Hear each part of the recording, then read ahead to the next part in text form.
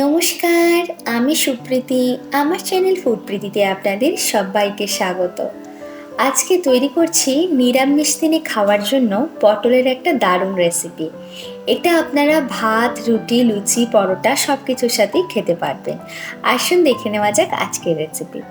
এখানে আমি কয়েকটা পটল ভালোভাবে কেটে ধুয়ে পরিষ্কার করে নিয়েছি, আর দেখতেই পাচ্ছেন মাঝখান থেকে দুদিক থেকে এইভাবে কেটে নিয়েছি, যাতে পটলের মধ্যে সব কিছু মশলা ভালোভাবে ঢোকে। পরিমাণ মতো লবণ দিয়ে দিচ্ছি, হাফ চা চামচ হলুদ দিয়ে দিলাম। এবার পটলের সাথে নুন আর হলুদটাকে খুব ভালোভাবে মাখিয়ে নেব। চেষ্টা করবেন পটলটা ভালোভাবে ধুয়ে পরিষ্কার করে নিয়ে জলটা ঝরিয়ে নেওয়ার। তা না হলে পটলের গায়ে যদি জল থেকে যায়, সেক্ষেত্রে যখন লবণ আর হলুদটা মাখানো হবে আরও বেশি জল হয়ে যাবে, আর পটলটা কিন্তু নেতিয়ে পড়বে। এখন এটাকে 15 থেকে 20 মিনিটের জন্য রেস্ট করতে রেখে দিলাম। এখানে নিয়েছি 2 চা চামচ পরিমাণে আদা বাটা, এখানে নিয়েছি 1 চা চামচ জিরে গুঁড়ো, 1 চা চামচ ধনের গুঁড়ো, হাফ চা চামচ গরম মশলা আর 1 চা চামচ পরিমাণে লাল লঙ্কার গুঁড়ো বা শুকনো লঙ্কার গুঁড়ো। সমস্তটা বাটির মধ্যে দিয়ে দিলাম।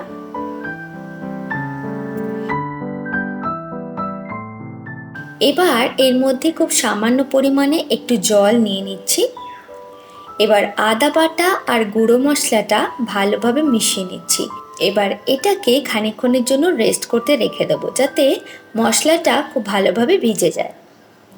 এবার কড়াইয়ের মধ্যে দিয়ে দিচ্ছি 4 টেবিল চামচ পরিমাণে সর্ষের তেল। এই রান্নাটা সর্ষের তেলেই হবে।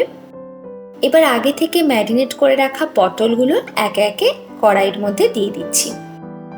এই সময় গ্যাসের ফ্লেম মিডিয়াম টু হাই ফ্লেমেই রাখতে হবে।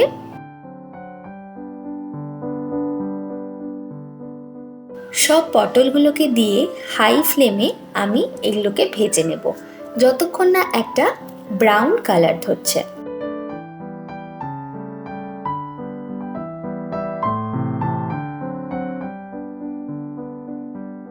দেখুন, পটলগুলো বেশ সুন্দর একটা রং ধরেছে। এই পর্যায়ে আমি পটলগুলো একে একে তেল ঝরিয়ে তুলে নিচ্ছি।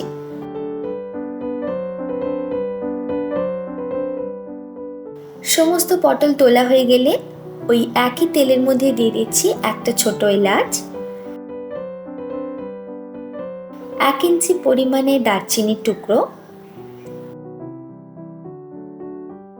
দিচ্ছি 2টো লবঙ্গ।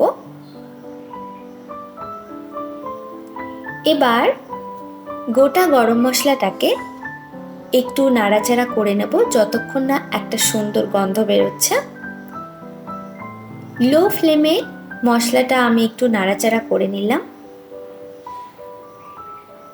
এবার এর মধ্যে দিয়ে দেব আগে থেকে তৈরি করে রাখা মশলার পেস্টটা। এবার খুব ভালোভাবে মিডিয়াম টু লো ফ্লেমে মশলাটাকে কষিয়ে নিচ্ছি। যতক্ষণ না পর্যন্ত মশলার থেকে তেল ছেড়ে আসছে, ততক্ষণ মশলাটাকে খুব ভালোভাবে কষিয়ে নিতে হবে।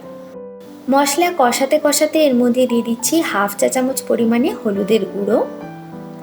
দেখতেই পাচ্ছেন মশলাটা বেশ ভালো মতো কষে এসছে আর হালকা তেলও ছেড়ে দিয়েছে।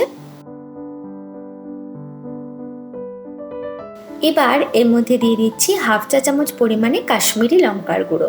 এতে ঝাল হবে না, একটা সুন্দর রং হবে, তাই এটা আমি এখানে ব্যবহার করলাম। আর দেখতেই পাচ্ছেন মশলা কিন্তু বেশ সুন্দরভাবে কষে এসছে, তেল একদম ছেড়ে দিয়েছে। এখন এর মধ্যে দিয়ে দিচ্ছি আগে থেকে ভেজে রাখা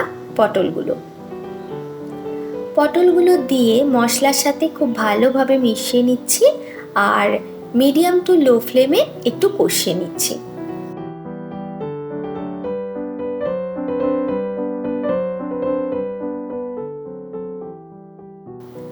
মশলার সাথে যখন পটলগুলো খুব ভালোভাবে মিশে যাবে আর একটু কষানো হয়ে আসবে, এই পর্যায়ে ফ্লেমটা লো করে দিচ্ছি আর এখন দিয়ে দিলাম হাফ কাপ পরিমাণে টক দই।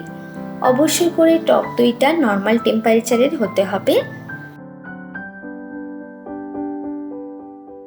টক দই দিয়ে খুব ভালোভাবে আবারও এটা লো ফ্লেমে মিনিট 3-4 সময় ধরে কষিয়ে নিচ্ছি।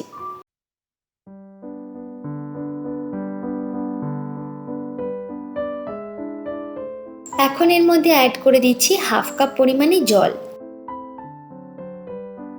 জল দিয়ে খুব ভালোভাবে মিশিয়ে নিচ্ছি, আর দেখতেই পাচ্ছেন ঝোলটা একদম ফুটে উঠেছে। এই পর্যায়ে স্বাদ অনুযায়ী লবণ দিয়ে দিলাম, আর দিয়ে দেবো 1/2 চা চামচ পরিমাণে চিনি।